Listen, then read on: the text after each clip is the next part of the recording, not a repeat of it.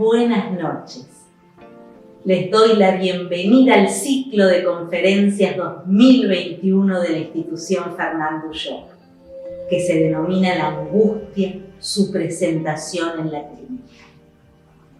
Me voy a presentar para todos aquellos que no me conocen porque hoy se agregan al ciclo. Por suerte, muchísimas personas se van sumando quincenalmente, los martes de 20:30 a 22, a este ciclo de conferencias. Mi nombre es Miriam Mazzola, directora de la institución Fernando Ulloa y miembro fundador. Les cuento mínimamente, la institución Fernando Ulloa tiene dos vertientes. La vertiente clínica, en donde atendemos a niños, niñas, púberes, adolescentes, adultos, familias y parejas a través de un bono voluntario. Esto quiere decir que cada paciente paga lo que está a su alcance. La condición socioeconómica no es obstáculo a la hora de consultar en la institución. Por eso, lo que practicamos en el Ulloa, como le decimos, es un tratamiento con orientación psicoanalítica abierto a la comunidad. La otra vertiente es la vertiente académica, integrada por los posgrados en psicoanálisis con atención de pacientes. Los profesionales que cursan el posgrado se capacitan a diario, permanente capacitación, con un cuerpo docente de excelencia y de enorme trayectoria clínica y académica. Con ellos investigan los conceptos fundamentales del psicoanálisis a nivel clínico y también supervisan los pacientes que se atienden en la institución. Este ciclo se enmarca dentro de la permanente capacitación que reciben los profesionales, a la vez que también es abierto para todos ustedes. Hoy tengo el enorme gusto de presentar a un psicoanalista de extensa trayectoria clínica y académica, Carlos Busetti. Eligió para denominar su conferencia un título que salió en las publicidades y que es Ira y angustia en transferencia. Enorme tema, muy frecuente en la clínica. La ira en transferencia. Sin embargo, a mi modesto entender, no se aborda con la asiduidad que el tema merece. Por eso le agradezco a Carlos Busetti traerlo y la manera en que lo trae. En forma magistral van a escuchar una conferencia en donde esta temática se desarrolla bajo el suelo del concepto de la ira. Su relación con el dolor psíquico es imperdible. Escúchenla, tomen nota. Van a aprender muchísimo. La diferencia también que Carlos Busetti hace entre angustia, dolor y duelo, diferenciación freudiana fina. Y por si fuera poco lo que les nombré, Carlos ilumina los conceptos dando viñeta de su propia casuística clínica, hecho enorme, porque la clínica ilumina la teoría. Así que enormes gracias a Carlos Busetti por la exposición de esta noche, a ustedes por asistir. Les voy a leer un breve referencia curricular, siempre son breves, bridas de la trayectoria de los docentes. Carlos Busetti, psicoanalista, licenciado en psicología en la Universidad de Buenos Aires, ex coordinador del Servicio de Psicopatología de Adultos del Centro de Salud Mental número 3 de la Ciudad de Buenos Aires y docente de posgrado de psicoanálisis de la misma institución. El amigo. Ex docente de la Facultades de Psicología y Ciencias Sociales de la Universidad de Buenos Aires. Exdirector de la Red de Investigación en Psicoanálisis Reuniones de la Biblioteca. Docente titular de la Facultad de Psicología de la Universidad y Salud. Miembro y expresidente del Colegio de Psicoanalistas. Autor de numerosos artículos en revistas de Argentina, Brasil y México. Y autor de los siguientes libros. Anótenlo, son para tenerlos en la biblioteca. Consulta permanente. El sujeto en la clínica freudiana. ¿Qué cura en el psicoanálisis? Y Psicoanálisis en Movimiento, Fragmentos e Iluminaciones, publicado en el año 2019. Hecha esta presentación, el agradecimiento y el enorme afecto hacia todos ustedes, le dejo la palabra plenamente a Carlos Lucero.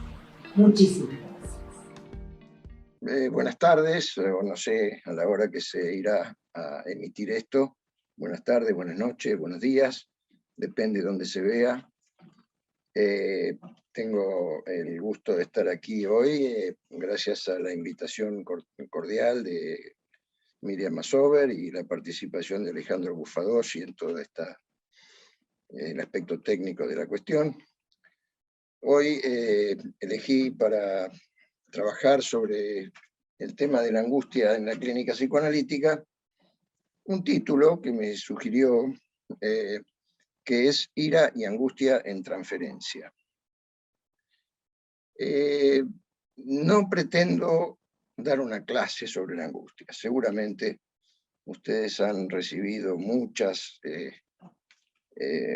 conceptos, muchas ideas sobre el tema, sino lo que me interesa básicamente es tratar de transmitir, dentro de lo posible, la función que tiene la ira y la angustia en la clínica, en el trabajo concreto con algunos pacientes.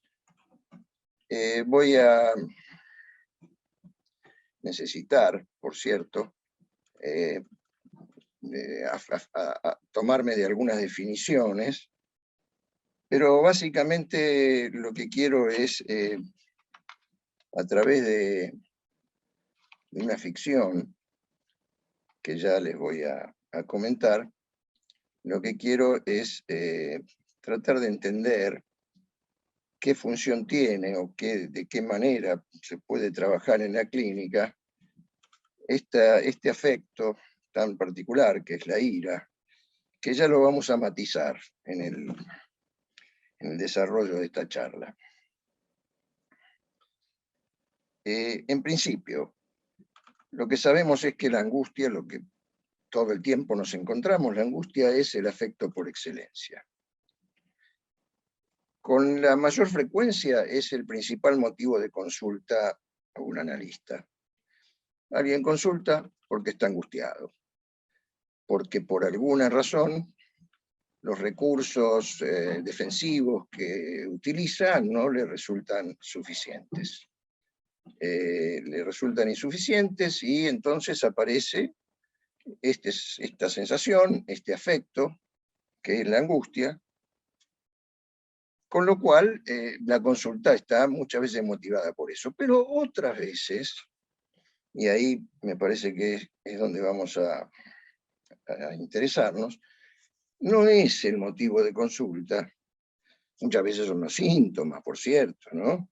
Cuando alguien tiene reiterados síntomas obsesivos, por ejemplo, ideas recurrentes, rituales necesarios para poder moverse en algún ámbito, la consulta es el síntoma, no la angustia.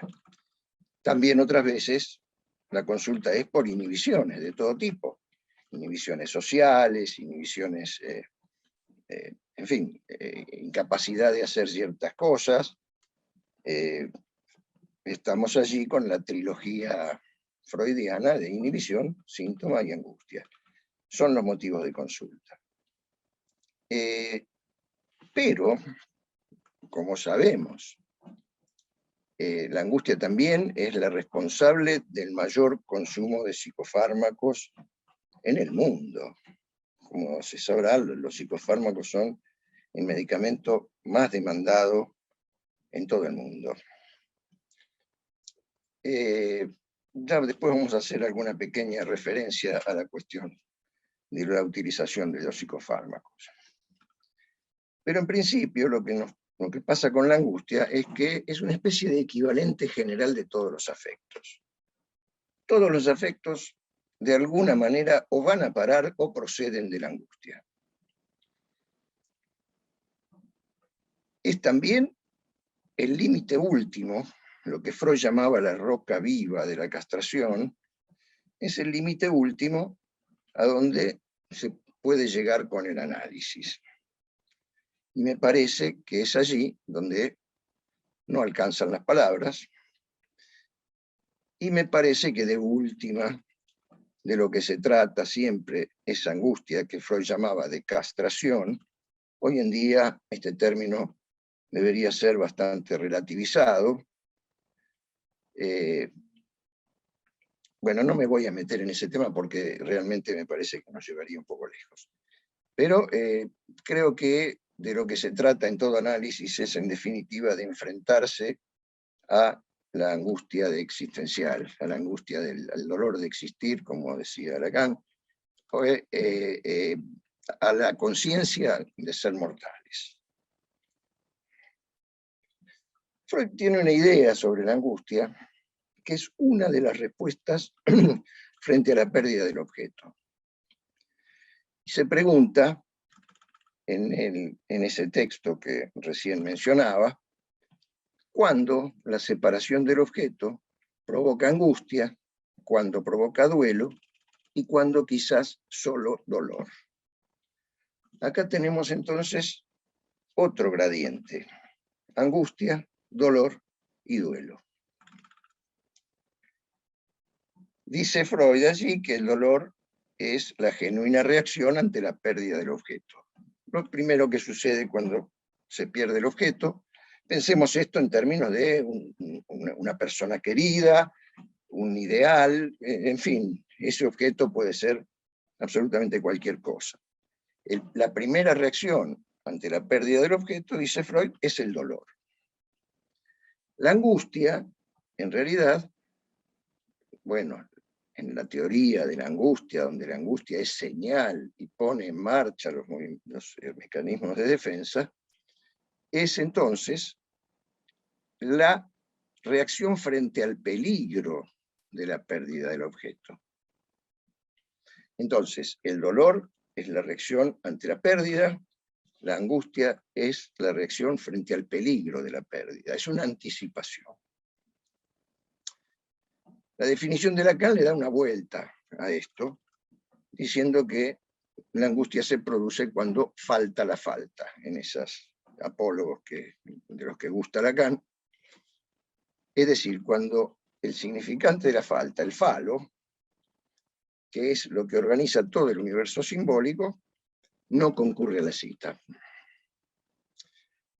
Lo que se pierde, en este caso, si tomamos la lógica freudiana, es ese significante ordenador que muchas veces se instaura con el síntoma.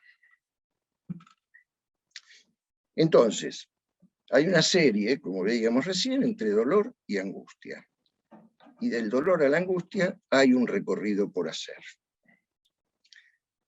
La transformación del dolor en angustia es un trabajo de elaboración. En contra de este trabajo de elaboración nos encontramos con otro recurso, que es lo que les decía, el recurso de los psicofármacos. En vez de transformar el dolor en angustia por la vía del trabajo significante, la cancelación en la fuente. Esto es, nos duele la garganta, nos tomamos una pastilla. Nos duele el alma, nos tomamos un ansiolítico. ¿No? Nos duele la psiquis, nos tomamos un antipsicótico. De lo que se trata allí es de que todo el trayecto pulsional, como vamos a ver en un ratito, que implica la tramitación de un exceso, es cortocircuitado por la vía de la introducción de un fármaco, de un tóxico, lo que yo llamo el montaje tóxico en algún lugar de mis escritos. Muchas veces hemos observado que los pacientes angustiados vienen y nos dicen, ¿qué me pasa? ¿Cuál es mi diagnóstico? Y muchas veces la persecución del diagnóstico es una forma de la defensa contra la angustia. Si alguien le dice, a usted lo que le pasa es que tiene un virus, cuando va al médico, bueno, nos acomodamos un poco mejor. Si alguien le dice, usted tiene un ataque de pánico, entonces ya parecería que eso acota de algún modo esa sensación un poco generalizada de la angustia. Como les decía, la angustia, el dolor y la inhibición y el síntoma son formas de defensa, de tramitación de un exceso psíquico que no ha podido ser tramitado en su momento. Por eso vamos a tener que, para entender un poco esto, hablar del dolor y del exceso, de los efectos del trauma. Y como mi título se refiere a la ira y mis ejemplos tienen que ver con eso, vamos a darnos cuenta que la ira es una de las transformaciones del dolor en un sentimiento coloreado, en un sentimiento que tiene ya otra textura psíquica, no es una cosa que invade, sino que ya empieza a tener un sentido, y sobre todo la ira atribuye al otro la responsabilidad por el dolor que se sufre.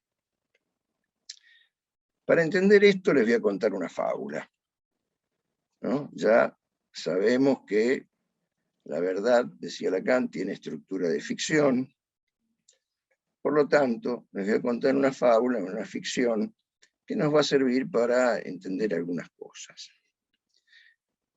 Y esta fábula es una fábula literaria, quizás diríamos el poema más antiguo de Occidente, que fue la Ilíada de Homero, que se cree que fue puesta por escrito después de haber sido recitada durante siglos en los distintos lugares de la Grecia clásica, alrededor del siglo VIII, años 700 y pico, fue puesta por escrito por primera vez.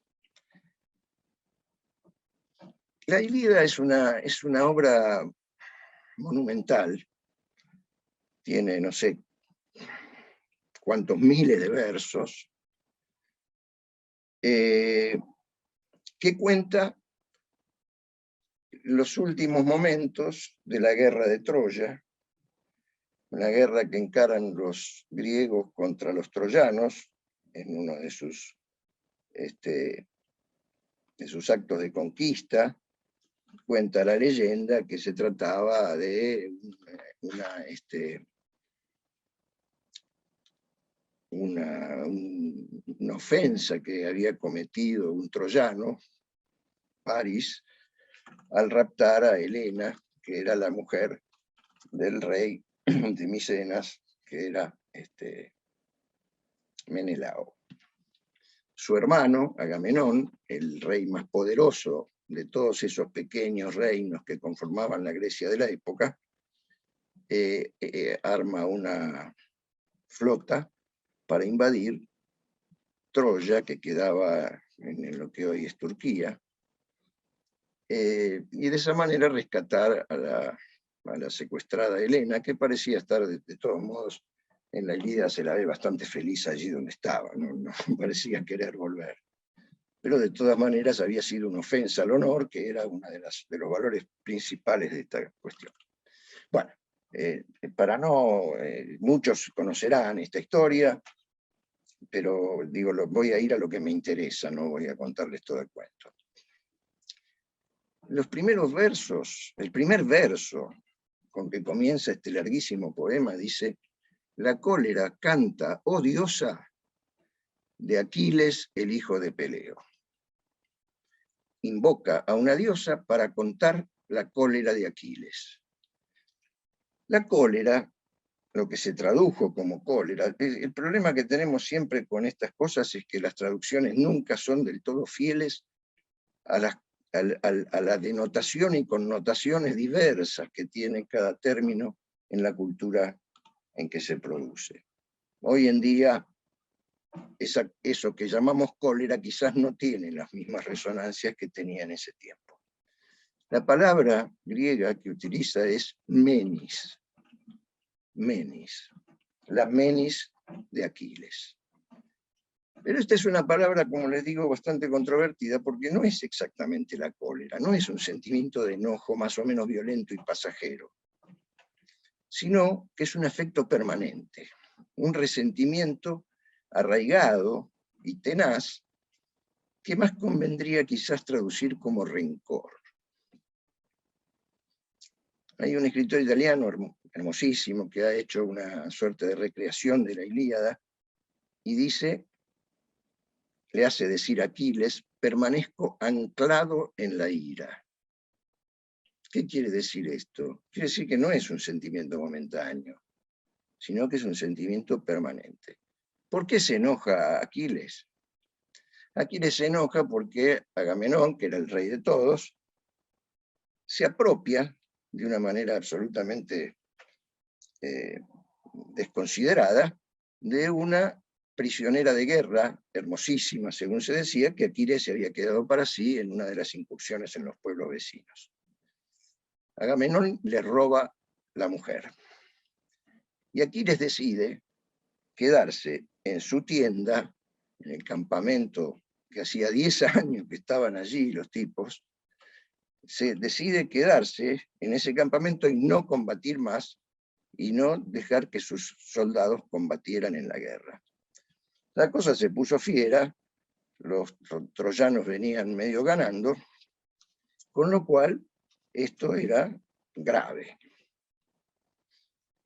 No sabían cómo hacer para convencerlo a este hombre, que era el más fuerte, era hijo de una diosa y de un hombre, ¿no? Un semidios.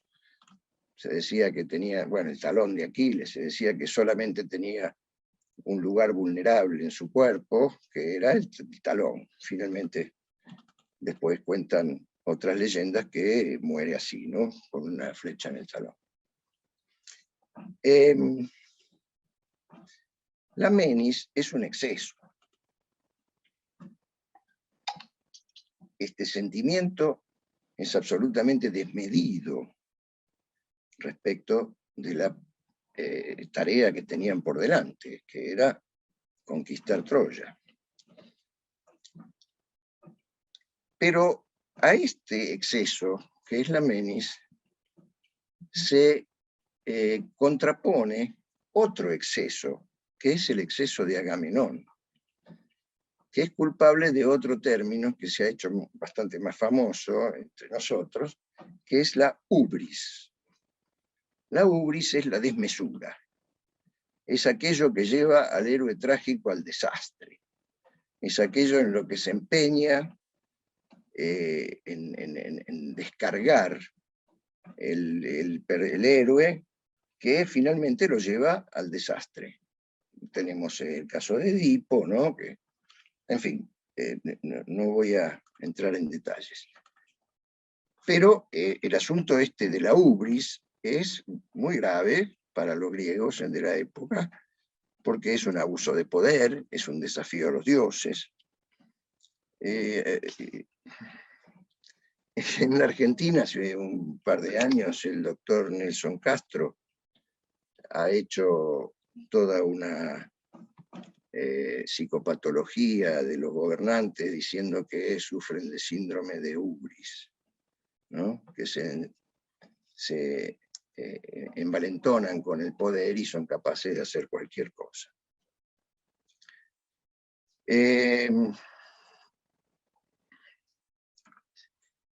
Como contrapunto, los griegos clásicos, ya más adelante, como contrapartida de esta ubris, proponen la moderación, la sabiduría, que en general se alcanza con los años, ¿no? Se alcanza en los momentos de la madurez de la vida.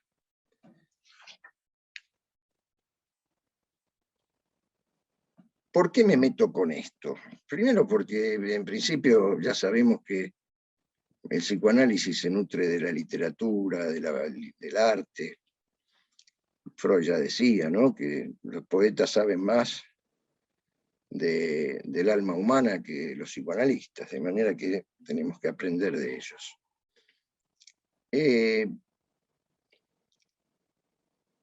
Freud decía que la teoría pulsional era nuestra mitología, de manera tal que nos autoriza de algún modo a meternos con la mitología para entender algo de nuestra clínica.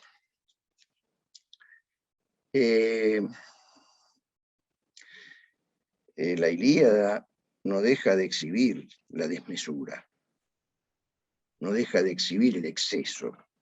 Las descripciones de las batallas son de una crueldad y una brutalidad tal que a veces conmueve leerlo. Cuando uno lo ve en las películas que se han hecho sobre esto, bueno, ya sabemos, ¿no? Pero les aseguro que leer algunos pasajes de esas batallas son realmente tremendas. Y por otra parte, hay un exceso que también se juega en los sacrificios que se hacen a los dioses. Ya vamos a volver sobre esto.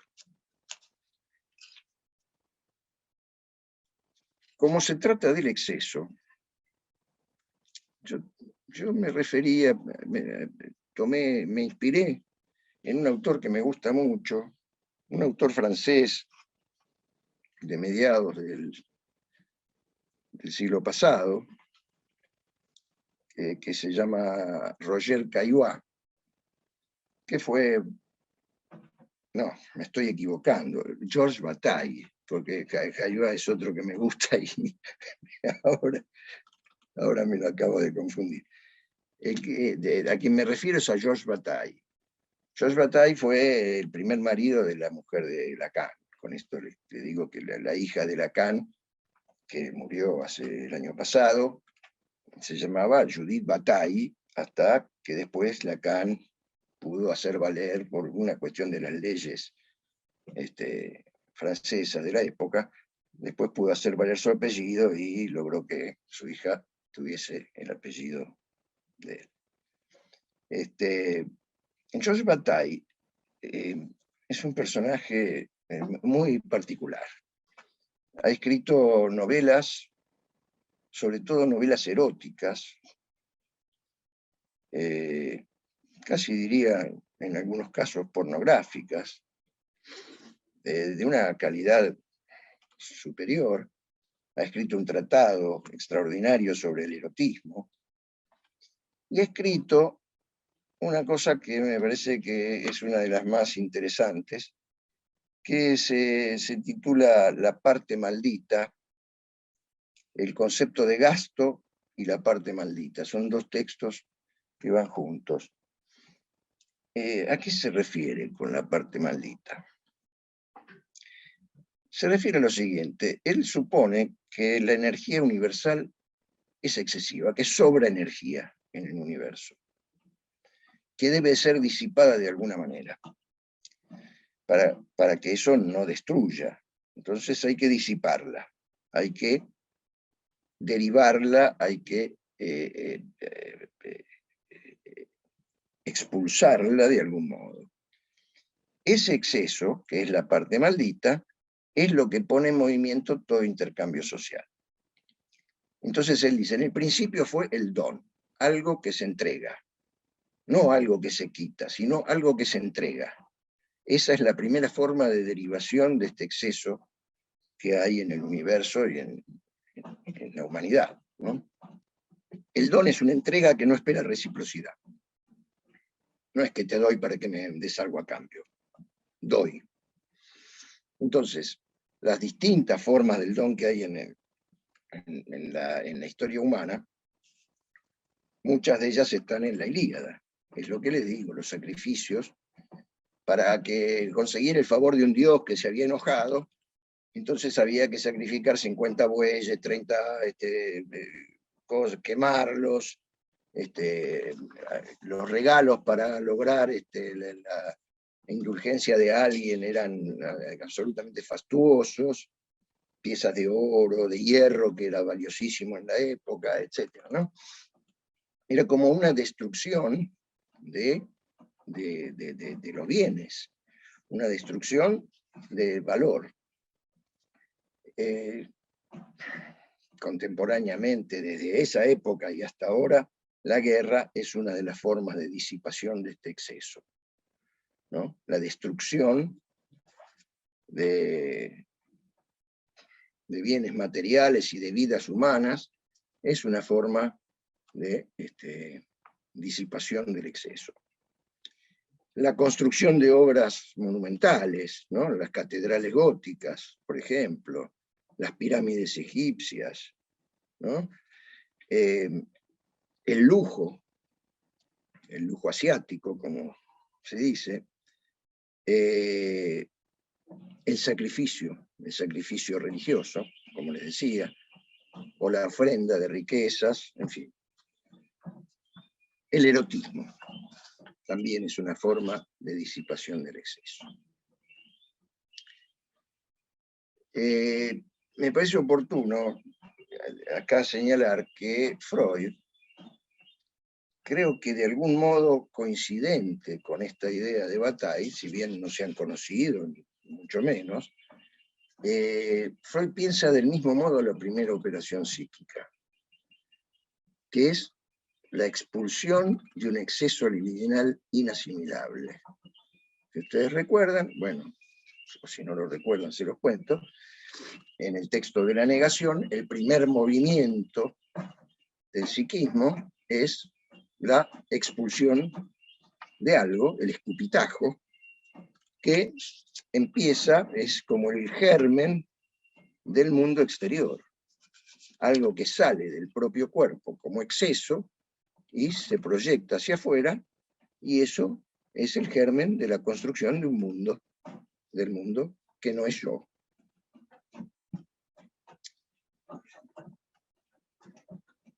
Klein también utiliza esa misma idea cuando habla de que la primera operación psíquica es la deflexión de la pulsión de muerte. En la mitología kleiniana, estamos hablando de mitologías, ¿no? De la mitología freudiana, esta es la mitología kleiniana, la kantiana propia, y cada autor tiene su propia mitología. ¿De dónde proviene este exceso? ¿De dónde proviene esta cantidad excesiva?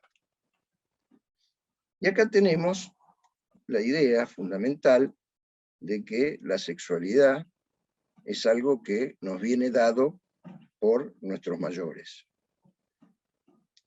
La idea freudiana inicial del trauma sexual como origen de la neurosis,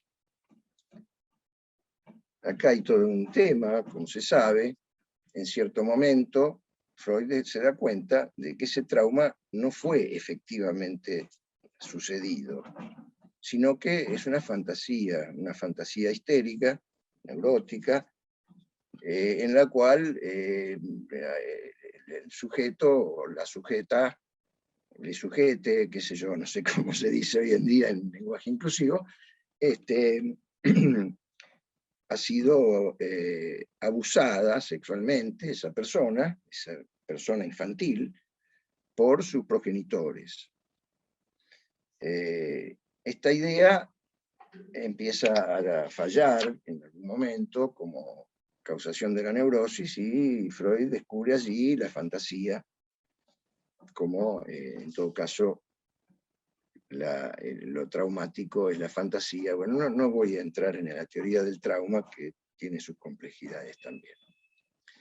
Pero fundamentalmente la idea Esto después ha tenido muchas derivaciones en el psicoanálisis posterior, en los pensadores post-freudianos. Porque en principio, tomando al pie de la letra la idea de que el trauma no es algo acontecido efectivamente, lo que queda es que todo queda del lado de la responsabilidad del sujeto, ¿no? Lacan decía en uno de sus escritos primeros que lo primero que hacía con una histérica era decirle cuál es la responsabilidad que te cabe en eso de lo que te quejas, ¿no?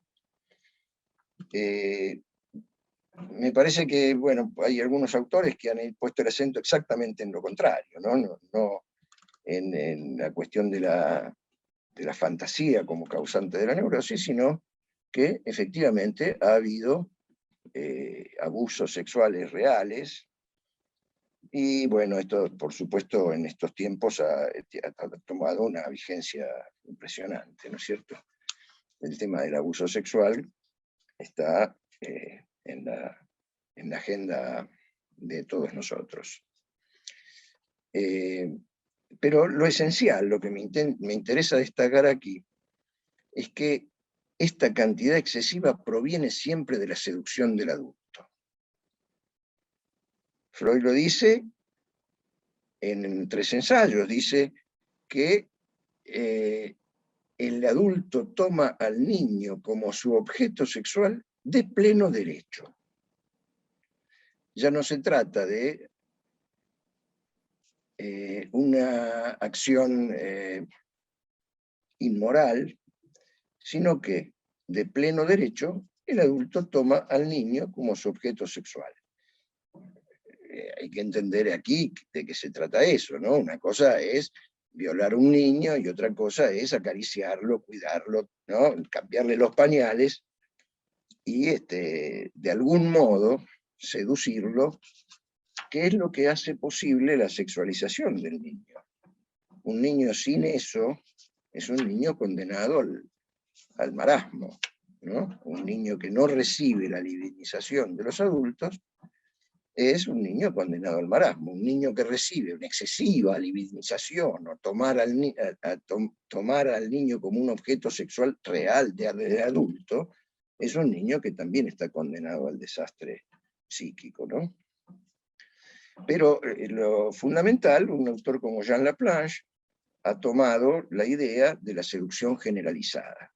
Quiere decir, todos somos sexuados porque hemos sido seducidos por nuestros adultos, cuidadores, responsables.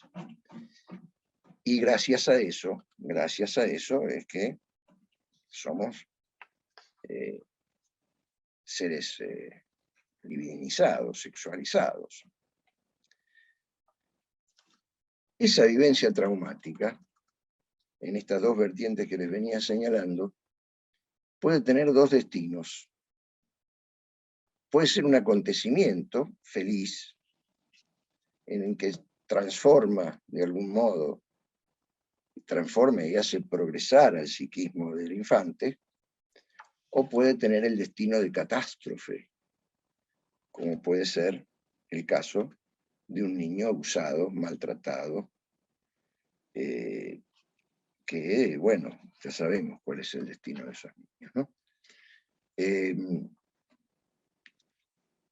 Si el sujeto logra significar esa experiencia como una experiencia nueva, como una apertura a dimensiones nuevas de su vida emocional, eso es un acontecimiento, ¿no? Un autor como Balin hablaba de un nuevo comienzo en el análisis, un nuevo comienzo.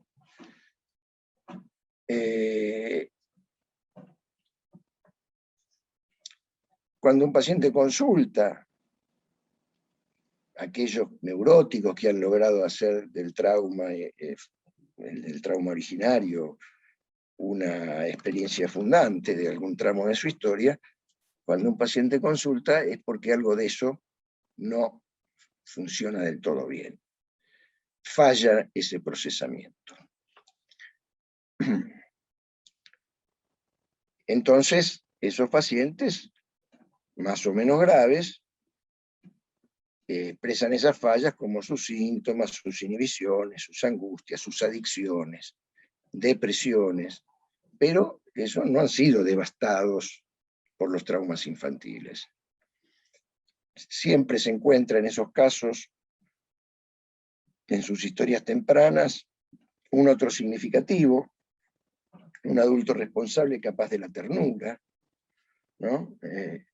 Bueno, ustedes son el Centro Ulloa. Y Ulloa es quien ha puesto de relieve en el psicoanálisis la función de la ternura. De manera que si alguien ha logrado tener en su crianza un adulto digno, capaz de ternura, bueno, tiene buenas probabilidades de que ese trauma no sea una catástrofe. Yo una vez escribí algo que se llamaba Los hundidos y los salvados. Los hundidos son los que no encontraron eso. Los salvados son los que consultan como neuróticos, ¿no? Los hundidos, en general, no llegan al consultorio del psicoanalista primero que nada, ¿no? Llegan al hospital, llegan al psiquiatra, ¿no? En fin.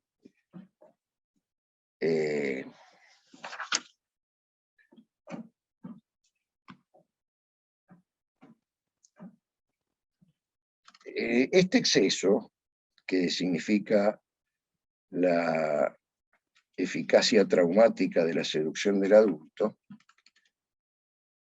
es procesado mediante lo que Freud llamó la pulsión. La pulsión es el modo de tramitación del exceso de ese trauma. La pulsión es un montaje complejo que exige todo un recorrido para su satisfacción, que siempre es sustitutiva. La pulsión no se satisface nunca de una manera plena, pero sí, a veces, por cierto, logra satisfacciones sustitutivas muy interesantes y muy vitales, ¿no?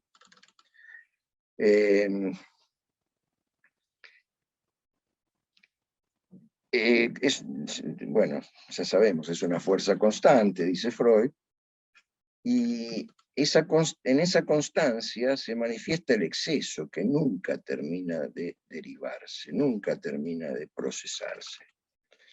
Entonces, eso es lo que empuja, eso es ese componente de la pulsión que es el empuje pulsional, el Drang, decía Freud en alemán.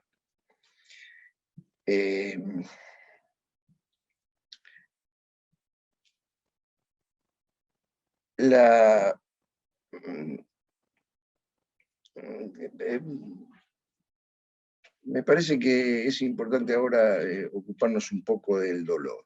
Yo les decía que había un gradiente entre el dolor y la angustia. Hay una experiencia que es la experiencia del dolor inicial, que consiste en que una cantidad ingresa al organismo, a un organismo que es incapaz de procesarla en ese momento.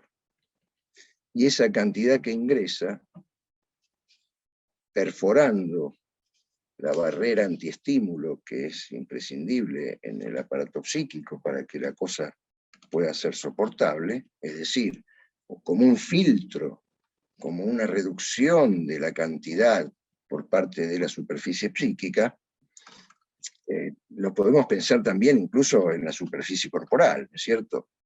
La piel es aquello que nos protege de los estímulos excesivos, ¿no? A veces la piel sufre esos estímulos excesivos y es desgarrada. Cuando la piel psíquica es desgarrada, se produce el dolor. Eso es el dolor. Y el dolor no tiene una gran diferencia desde el punto de vista metapsicológico entre el dolor físico y el dolor psíquico. Ahora, ¿cómo se resuelve eso? Es el más imperativo de todos los procesos, dice Freud. Entonces, ese dolor atraviesa el aparato como un rayo. Cuando recuerdan aquella imagen del poeta con dolor de muelas. El poeta al que le duele la muela no puede producir ningún verso. Lo único que piensa y que puede atender es a su dolor de muelas. Quien lo ha sufrido alguna vez sabe lo que es un dolor de muelas. Hay dolores mucho peores, desde ya, ¿no? En la historia no tan reciente de la Argentina, hemos sabido, por suerte no experimentado, esos dolores producidos por la tortura. La tortura es precisamente la utilización del dolor, sabiendo que hay un punto en el que ya no es soportable, ¿no? Ahora, ¿cuáles son los recursos para tramitar ese dolor? El principal recurso es en la cancelación tóxica. Me duele, como les decía hace un rato, me duele, me tomo la pastilla y pasa el dolor. Me duele, me dan la inyección y pasa el dolor. Me duele psíquicamente, me tomo el ansiolítico, me tomo, ¿no? Y me dopo. Me quedo. Ahí se evita todo el trayecto pulsional. Porque el dolor en realidad no es una pulsión, sino, dice Freud, una pseudopulsión. Precisamente por esto, porque solo se cancela cortocircuitando el trayecto, es decir, yendo directamente a la fuente para anular allí el estímulo. Pero sin embargo, el mejor ejemplo es cuando un bebé llora. ¿Qué pasa cuando un bebé llora? La madre tiene que descifrar ese llanto, ¿no? El primer trabajo libidinizante de un adulto es descifrar el llanto. Decir, llora porque tiene hambre, llora porque tiene frío, llora porque le duele la pancita, ¿no? Y esa significación es algo que va produciendo la tramitación del dolor de modo tal que empiece a significarse. Entonces, cuando el nene llora porque le duele la panza, la mamá le dice, tomaste mucha Coca-Cola, tenés peditos. Y eso ya significa un alivio parcial, por cierto, ¿no? Pero es lo que va produciendo alguna tramitación del dolor en este recorrido que les digo. El dolor intenso, como les decía, es absolutamente paralizante, deja de producir trabajo psíquico, atraviesa el psiquismo como un rayo, de manera tal que en ese estado nada se puede hacer. ¿Qué hacemos cuando alguien nos consulta transido de dolor? Tratamos de tejer allí una red significante que permita ir significando algunas cosas, que permita ir moderando algunos estímulos, porque efectivamente la palabra es la forma que encontramos los humanos para tramitar todo esto. Pero como sabemos que el proceso psicoanalítico gira siempre alrededor de la angustia, el dolor es un límite para la asociación libre. Cuando alguien viene desesperado de dolor, cuando alguien... Freud decía, por ejemplo, que no hay que intervenir en un duelo, ¿no? En el momento en que la pérdida de ese objeto es terriblemente dolorosa, uno no tiene nada que decir como analista, solamente acompañar, porque no hay forma de remediar ese dolor. Ese dolor se va a ir remediando con el paso del tiempo y el trabajo del significante.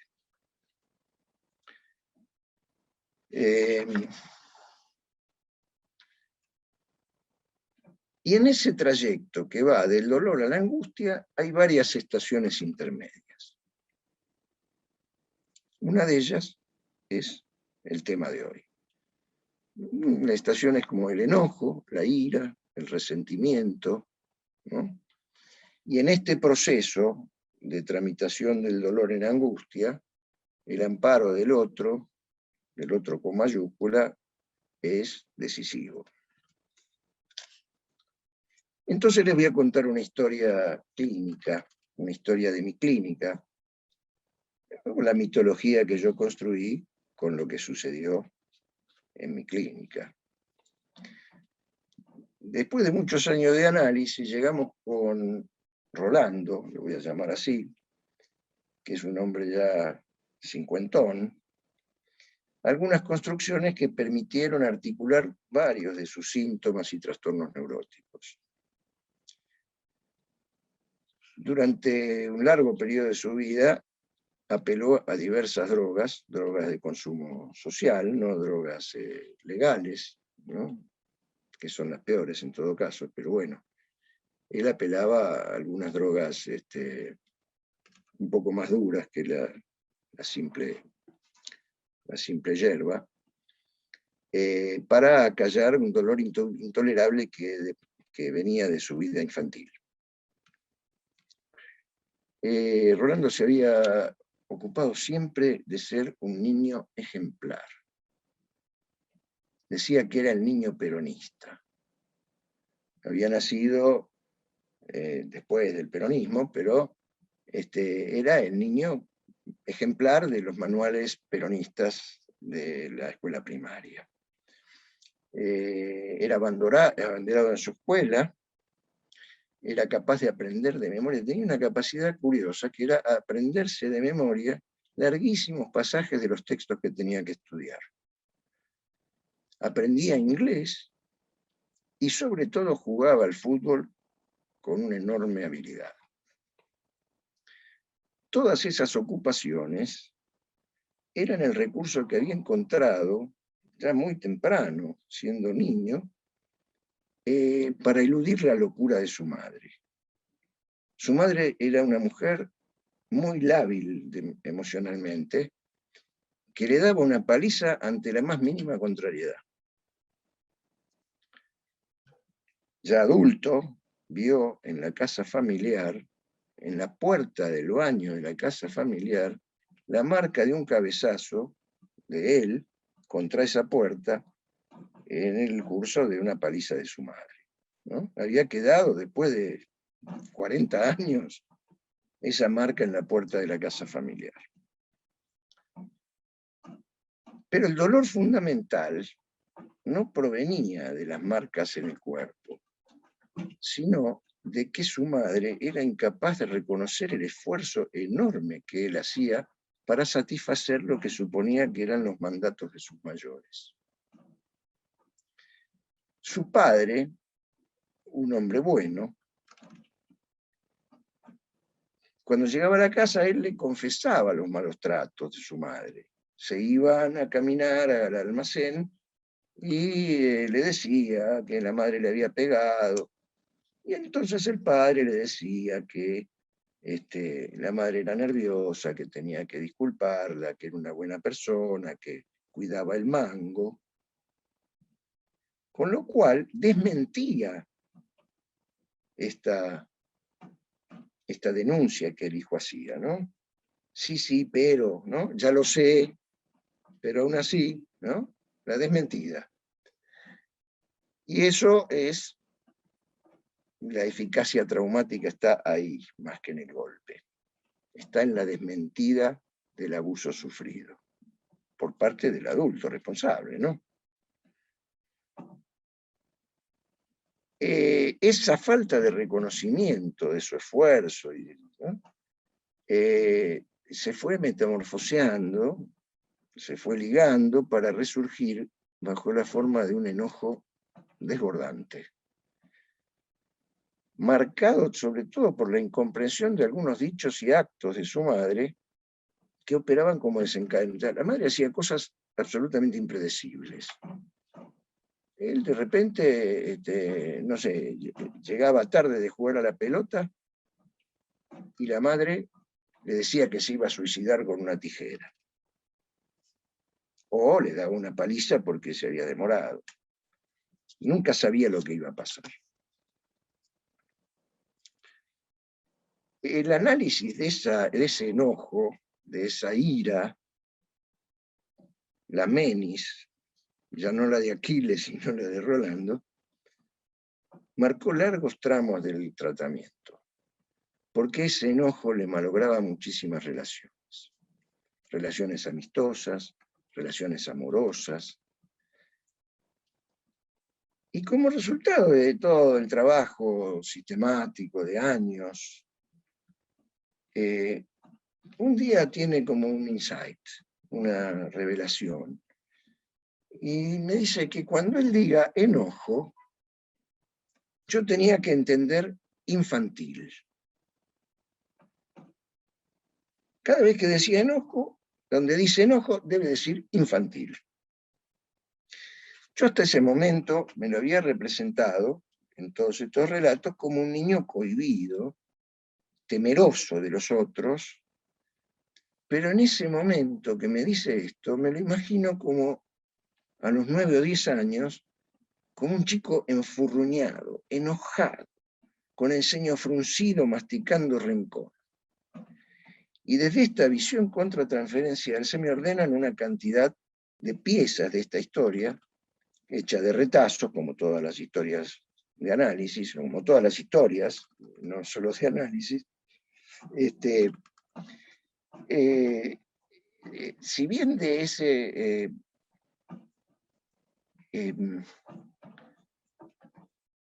una característica curiosa es que Rolando había sido tartamudo de chico, por lo cual todo el mundo se burlaba, ¿no? Una época bastante cruel, ¿no?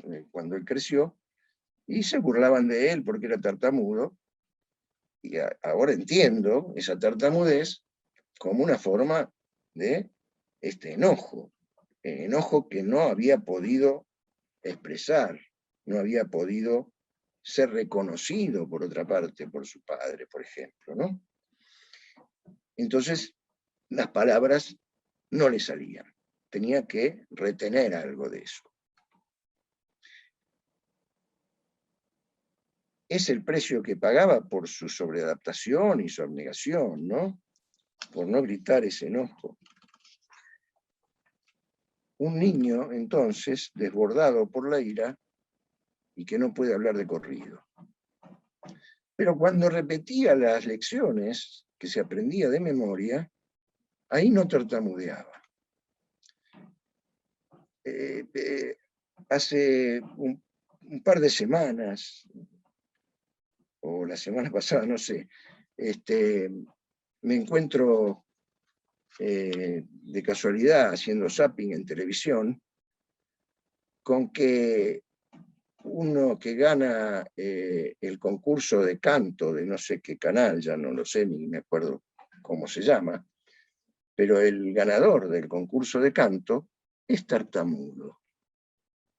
Fíjense ustedes, cantando no tartamudea, por supuesto, pero el tipo cuando habla es tartamudo. Quiere decir que la tartamudez está un poco ligada a cierto tipo de proceso psíquico, ¿no? Entonces, ¿qué hace? Encuentra una solución que no es que la pensó, sino que se le ocurrió empezar a jugar a la pelota. Él era diestro. Empezó a jugar a la pelota con la izquierda, a entrenarse para jugar con la zurda. Durante todo un verano trabaja en eso, a los 12 o 13 años, y logra dominar esa técnica, con lo cual, que ya que jugaba bien, ahora juega con los dos pies extraordinariamente. Y, de una manera sorprendente, empieza a superar la tartamudez. Hoy día, de eso no queda nada, por supuesto. Parece que hay una relación que él mismo encuentra en un texto de Gilles Deleuze, qué sé yo, ¿no? Entre el hemisferio derecho y la tartamudez. Algo del entrenamiento del cerebro en el hemisferio derecho parece que ayuda a superar eso, ¿no? hay una relación entre el tartamudo y el surdo, parece. Entonces a lo que voy es que durante años la tramitación de ese dolor había quedado estancada. Estaba anclado en la ira, como se decía de Aquiles, ¿no? En el enojo y la inhibición. La creatividad estaba muy dañada porque lo que podía hacer era estudiarse de memoria las lecciones. Después, entender el asunto era otra historia. Es un tipo extraordinariamente inteligente hoy en día, ¿no? Bueno, por lo menos en la época que estoy contando. Al cabo de los años, se libera su creatividad y fue eso el sustento de un éxito profesional y un éxito profesional extraordinario, ¿no? Como haciendo cosas totalmente insólitas en un ámbito donde esas cosas no eran esperables, pero con una creatividad enorme. Y al mismo tiempo, después de este momento del análisis en que él reconoce la identidad entre el enojo y lo infantil, empieza a reconstruir un clima familiar más amigable y alegre con su madre. Tenía reacciones tremendas con la madre. La madre era una persona difícil, ya anciana, pero le decía cosas verdaderamente hirientes y él se enojaba terriblemente y sufría. Poco a poco fue entendiendo que la cosa era así, que no había nada que hacer. Una vez me preguntó, esto es interesante, si alguna vez ese dolor del trauma sufrido en su infancia iba a desaparecer. Y yo no pude otra cosa que decirle que no del todo, que algo iba a quedar siempre, para siempre, de ese dolor.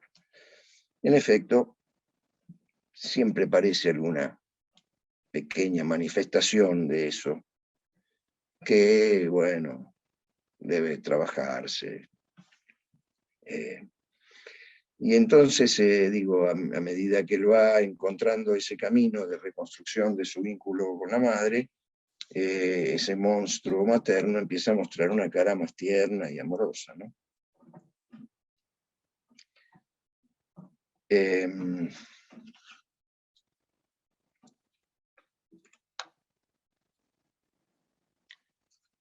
Una de las maneras de descargar el dolor es por vía refleja, sin la mediación del aparato psíquico. Bueno, aparato, no me gusta mucho esa palabra, ¿no? El organismo psíquico. Y el grito es el paradigma de esa descarga automática, ¿no? Yo les decía, el grito del niño, pero me encontré también en el consultorio con una situación completamente inesperada, que es que Elena es una mujer de unos 30 y tantos, con un niño pequeño. Cuando la ira la invade, estalla en un grito. Y una vez que descarga, se restablece su estado de ánimo de inmediato, se queda tranquila, como si nada hubiera pasado. Su pareja la ve como una loca, obviamente, y ya está acostumbrado a este tipo de cosas, ¿no? A ella lo que le intriga es lo ajeno que le resulta ese grito, que sale de su boca de una manera inesperada. Y a su chiquito, de 3 años por entonces, le pasa algo parecido. Después que grita, se asusta de su propia violencia y le pide a la mamá que lo abrace. Esos gritos no tienen ninguna significación, no son interpretables. Solo son descargas automáticas que son incapaces de entrar en el curso asociativo y tienen sobre él un efecto disruptivo y desorganizador. Otro caso es el de una mujer que perdió a su padre hace ya varios años y que sostiene un enojo, una menis, como les digo, tremendo contra sus hermanos y contra la humanidad entera, si se quiere, a veces, ¿no? Que es la manera que ella encuentra de recubrir, de disimular el duelo detenido por la muerte de su padre.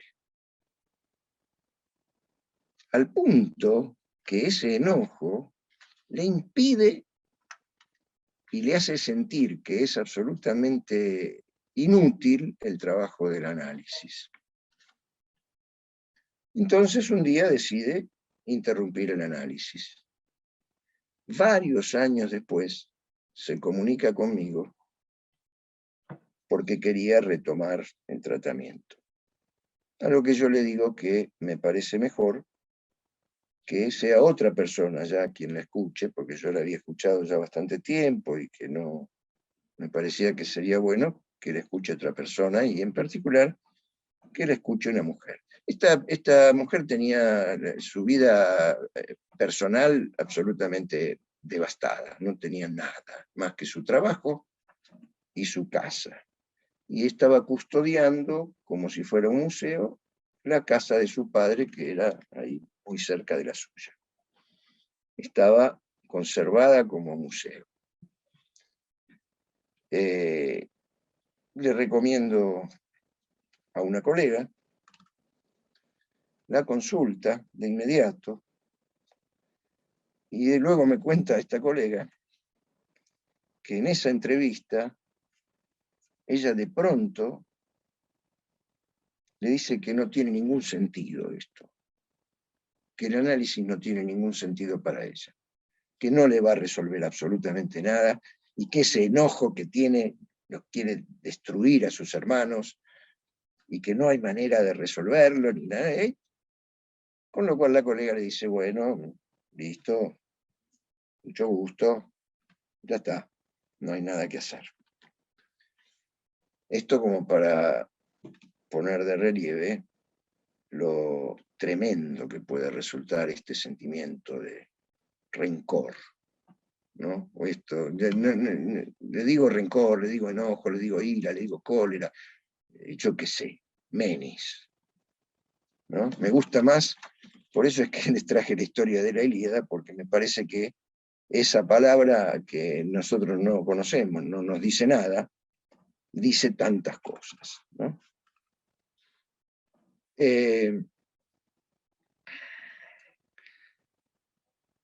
Vivimos en una época que nos promete la eliminación del dolor. Vivimos en una época que nos promete que con el consumo vamos a satisfacer nuestras necesidades y nuestros deseos. Que el deseo es posible de ser satisfecho y lo que nos ofrece para satisfacerlo son objetos de consumo que se consiguen con dinero. Pero también nos promete la eliminación del sufrimiento mediante los fármacos, ¿no? O sea, la industria farmacéutica, sobre todo ahora, en esta época, ¿no? Donde las vacunas son la estrella de la industria farmacéutica, es la más poderosa del mundo, después del tráfico de drogas ilegales, ¿no? Bueno, digamos, el tráfico de drogas legales e ilegales es, en definitiva, el negocio más importante del mundo. Esto es lo que nos ofrece la época.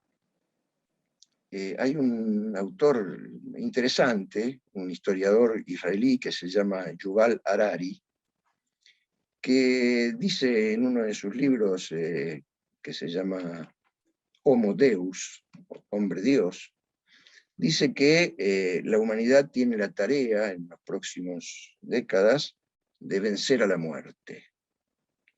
Miren qué interesante, vencer a la muerte. La tecnología médica será capaz de vencer a la muerte, dice él. Fíjense la promesa llevada al extremo, ¿no es cierto? Ya no hay nada que sea imposible. Everything is possible, dice la propaganda de, no sé, de Nike o de Adidas o no sé qué, ¿no?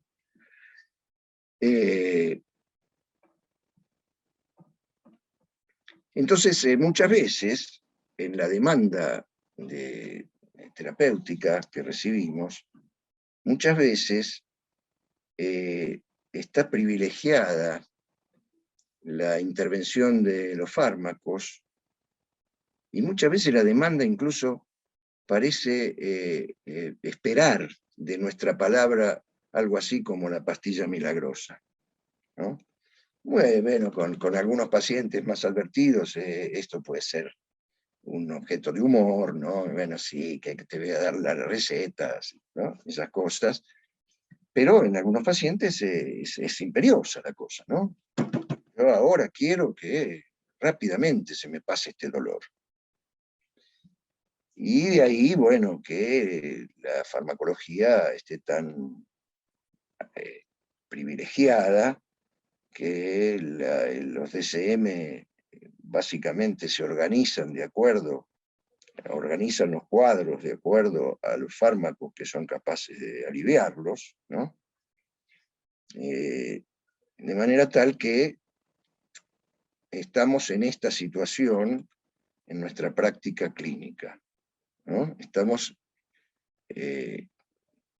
diría, compitiendo, si se quiere, con recursos terapéuticos que parecerían milagrosos, y que el nuestro es muy trabajoso, nuestro recurso, ¿no?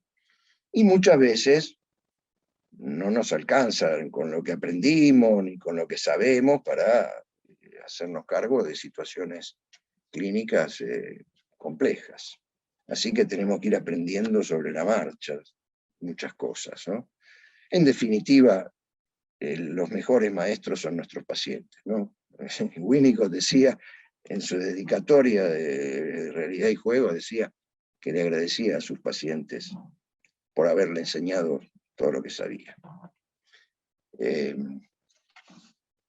Ahora bien, este exceso que traté de ilustrarles con estos casos clínicos y toda esta historia, también aparece en el consultorio.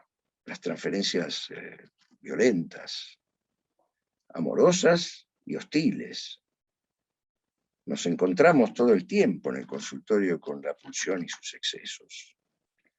Trabajamos en un campo libidinal de una extrema tensión, como es la situación transferencial, y comprobamos repetidamente la fuerza explosiva que tiene.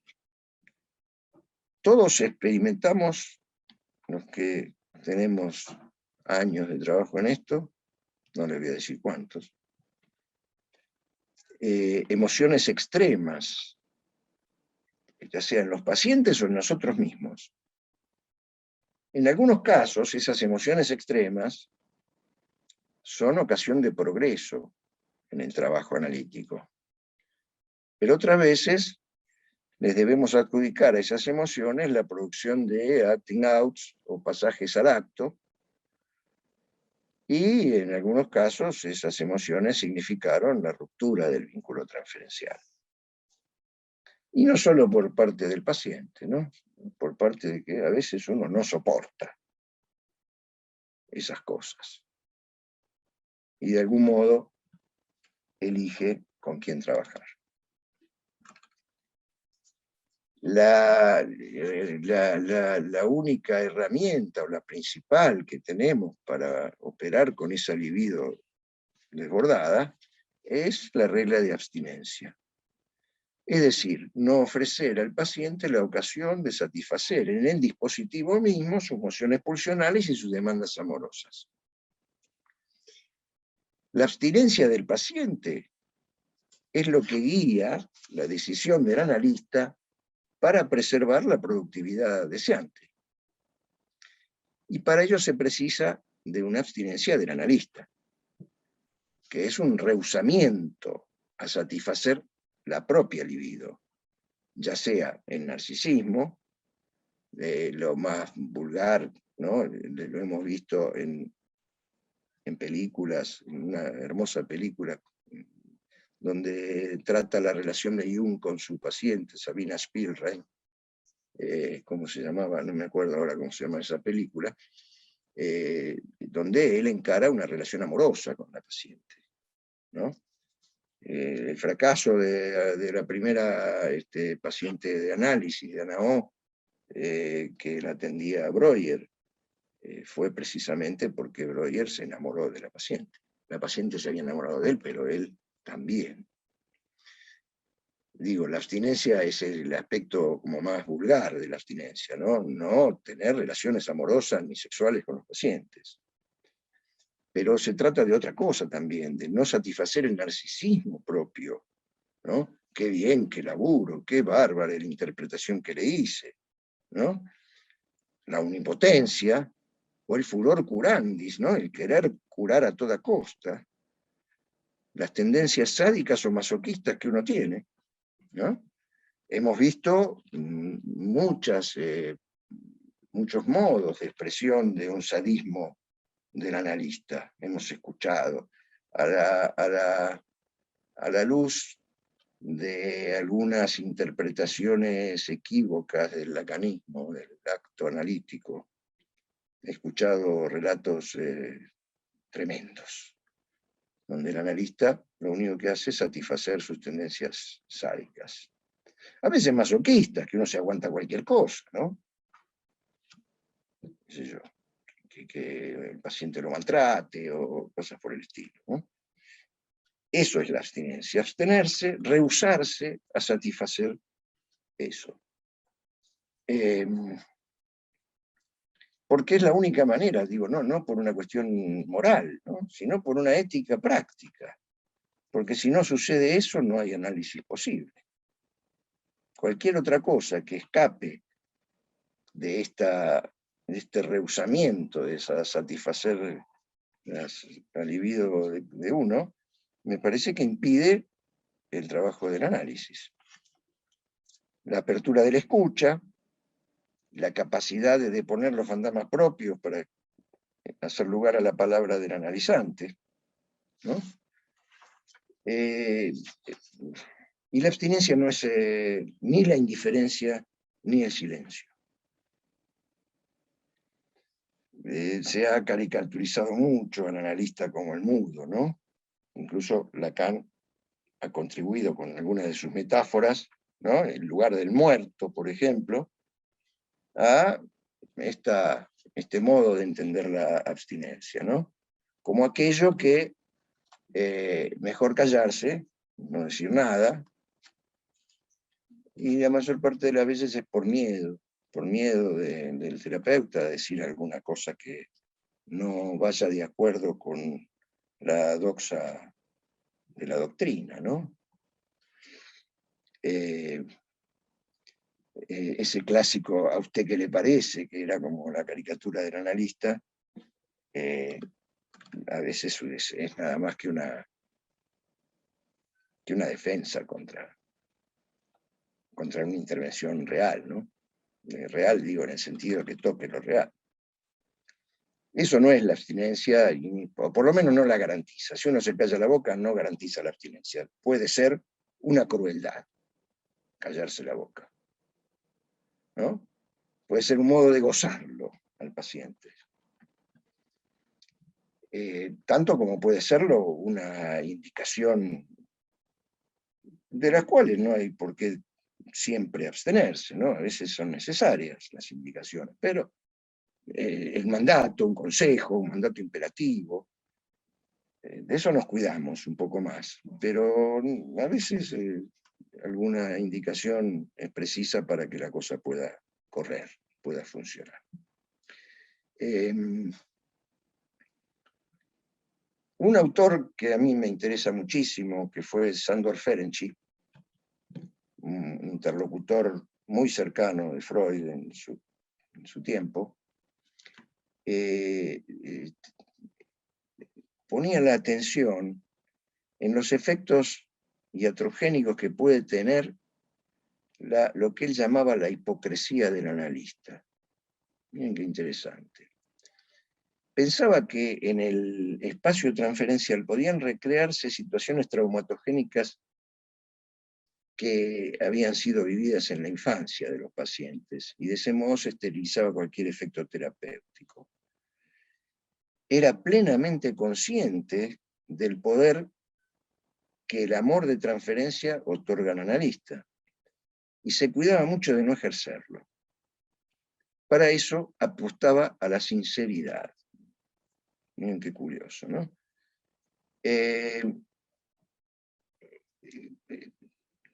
Sería para otra conferencia. La verdad, creo que la obra de Ferenczi ha enriquecido enormemente el acervo teórico y clínico del psicoanálisis, ¿no? Pero bueno, no vamos a ir ahí, sino lo que quiero, para ir ya cerrando, quiero subrayar que la abstinencia como regla ética, como les digo, ética práctica, ¿no? Moral, no tiene que confundirse con la indiferencia. La empatía con el padecimiento psíquico de los pacientes es imprescindible para la cura. El mismo Ferenczi escribe un diario clínico, que es lo último que escribe en su vida, después muere de una enfermedad bastante cruel.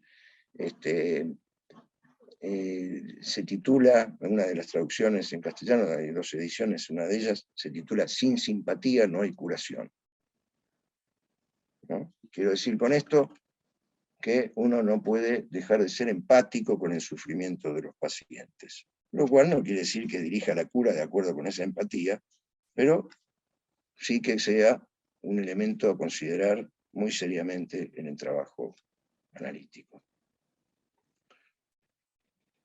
Bueno, esto sobre el exceso, el dolor en el consultorio. También eso sucede en las instituciones. Cualquier institución, cualquier grupo humano, tiene que vérselas con este exceso, con esta parte maldita. En muchas de ellas, los modelos freudianos del ejército y la iglesia tienen plena vigencia. Y se demuestran como dimensiones ineludibles de los agrupamientos humanos. De esto no escapan tampoco las instituciones psicoanalíticas, las instituciones de enseñanza, ni las instituciones de cualquier tipo. Pero bueno, ese es otro tema, me parece. Como para terminar, les diría que vivimos en un mundo donde la barbarie amenaza invadir hasta los ámbitos más íntimos de la vida en sociedad. Realmente creo eso. Este es el nuevo rostro del malestar en la civilización. Y esto nos hace tomar cada vez más conciencia de que el instrumental disponible, que es muy poderoso, es insuficiente y que no hay ningún sistema teórico capaz de resolver por sí solo todos los problemas que la clínica presenta todos los días. Yo pienso que el psicoanálisis es una teoría fragmentaria, que la noción de sistema en la teoría psicoanalítica es una resistencia severa al trabajo del análisis. Entonces los dogmatismos, las pertenencias incondicionales a una iglesia, son una forma de resistir al trabajo del análisis. Un filósofo importante como fue Jacques Derrida hablaba de las resistencias del psicoanálisis, no las resistencias al psicoanálisis de las que había hablado Freud en 1900, ¿no? Sino las resistencias que el propio psicoanálisis ejerce sobre el trabajo asociativo, ¿no? Los conceptos que traban el trabajo de descubrimiento que implica todo análisis. Entonces, con esto me parece que quiero terminar hoy, señalando que precisamente tenemos que estar profundamente convencidos de que cuando estamos frente al paciente no sabemos nada. Ahí tenemos que olvidar todo saber. Olvidarlo quiero decir conscientemente, porque todo lo que hemos aprendido en los libros, en la experiencia personal de análisis, en la experiencia clínica con nuestros pacientes y en la vida misma, esos son cosas que están marcadas en nuestra memoria para siempre, pero como la memoria no es el registro inconmovible de los hechos, sino que más bien la memoria es un proceso dinámico que cada día uno recuerda lo que recordó la última vez, ¿no? Esto han descubierto las neurociencias últimamente. Digo, la memoria de nuestros saberes es una memoria cambiante y que debe ser lo suficientemente débil como para que nos permita imaginar cosas nuevas. Lo peor que nos puede pasar en una ciencia tan discutible como su cientificidad, como es el psicoanálisis, lo peor que puede pasarnos es creer que ya sabemos todo. Dejaría acá.